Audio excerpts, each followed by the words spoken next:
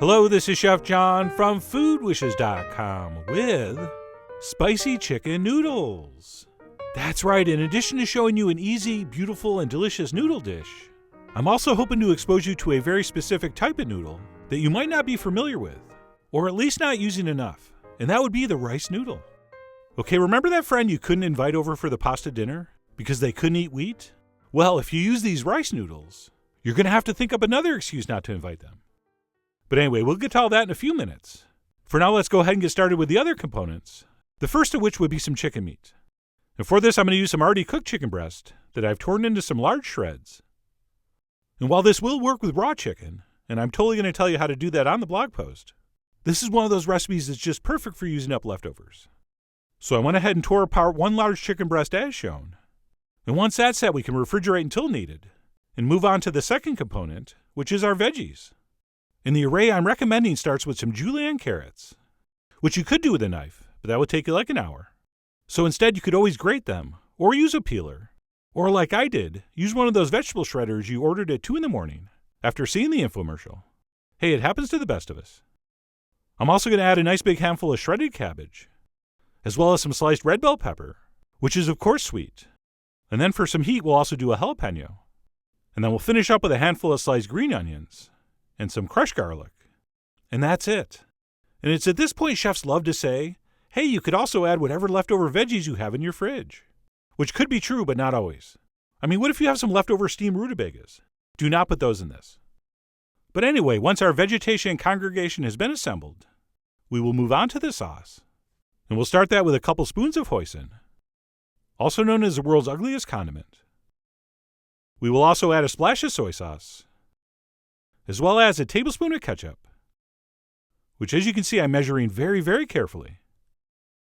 Then we'll continue on with a little bit of brown sugar, as well as some seasoned rice vinegar. And then since we are calling this spicy chicken noodles, we'll also go ahead and add some hot sauce. And of course, how much and how hot is going to be up to you. I mean, you are, after all, the Yankee Doodles of your chicken noodles. But since, like I said, we are calling this spicy, you should have a good amount. And the same goes for adding some chili flakes. And if you're keeping score at home, those are from Korea. The good Korea. And then to finish this off, all we'll do is add some chicken broth and give it a stir. And if you're thinking, that doesn't look like a lot of sauce, well, you're right. I really only want enough to coat our vegetables and our noodles. But if for whatever reason you want more, just go ahead and make some more. Totally fine. And then once our sauce is set, we can move on to the final and most exciting component, our rice noodles. They sort of look like extra pale fettuccine, and basically sort of feels the same as wheat-based pasta. But the method of preparation is much different. Instead of bringing our noodles to hot boiling salted water, we're going to bring the hot salted boiling water to the noodles. So what we're going to do is cover these with about 6 cups of boiling salted water, and we'll give those a quick stir. And by the way, this would have been the perfect point to do the flashback to when I learned this technique.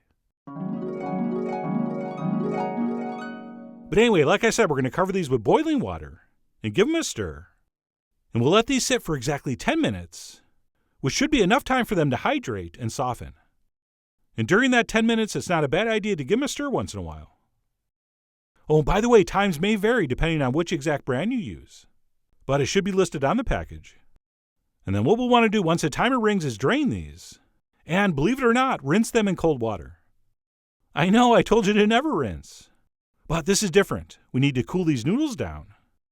So we will blast those with cold water, and then let those drain thoroughly before transferring them into a mixing bowl. And if everything's gone according to plan, they should look something like this.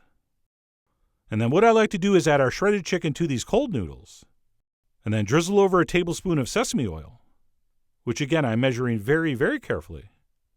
And above and beyond adding some richness and obviously flavor, that little bit of oil will also prevent our noodles from sticking together.